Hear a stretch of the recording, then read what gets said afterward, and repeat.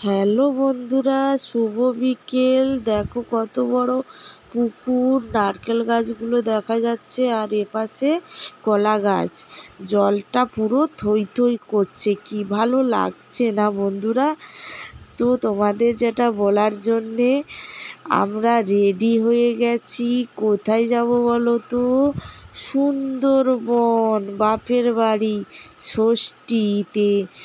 পেছনে দেখো আমার বোন, ও যাবে, ও বলক করছে এখন।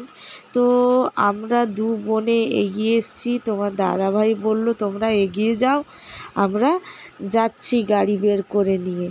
তো আমরা আস্তে আস্তে ভাবলাম যে আমরা একটা ব্লগ করে নিই।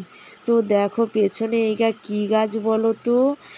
এগুলো হুগলা গাছ। কারা কারা হুগলা গাছ চেনো আমাকে কমেন্ট করে কিন্তু জানিও। তো বন্ধুরা আস্তে আস্তে দেখলাম একটা পুকুর, আর এইটা কি গাছ বলো তো? জাম গাছ। তো খুব রোদ্দুর উঠেছে, গরম।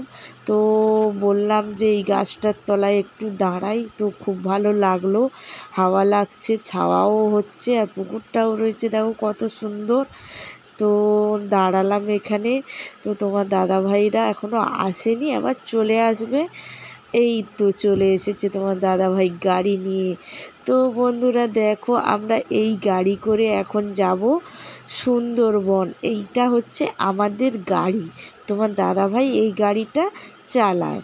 তো আমরা এই গাড়ি করে সবাই মিলে সুন্দরবন, আমার বাপের বাড়ি ষষ্ঠীতে যাচ্ছি আমরা। তো বন্ধুরা তোমরা কারা কারা ষষ্ঠীতে গেছো আমাকে কমেন্ট করে জানিও। তো দেখো এখন এইটা ভেতরের রাস্তা, মেন রাস্তায় এখনও উঠিনি। তো চলে আসছি, কাছাকাছি হয়ে গেছে মেন রাস্তা। তো এবার মেন রাস্তায় উঠে যাব। তো তোমরা পুরো ব্লগটা দেখতে থাকো। তো বন্ধুরা মেন রাস্তায় উঠে গেছি আমরা, এখন গাড়ি করে রওনা দিচ্ছি। তোমার দাদাভাই আমার ছেলে বসে আছে সামনে, তোমার দাদাভাই গাড়ি চালাচ্ছে। তো বন্ধুরা দেখো এখানে একটা বাজার, এই বাজারটার নাম নেপালগঞ্জ বাজার। তো আমার বাবা আম খেতে ভালোবাসে, তো একটু ভাবলাম যে একটু আম নিয়ে নিই।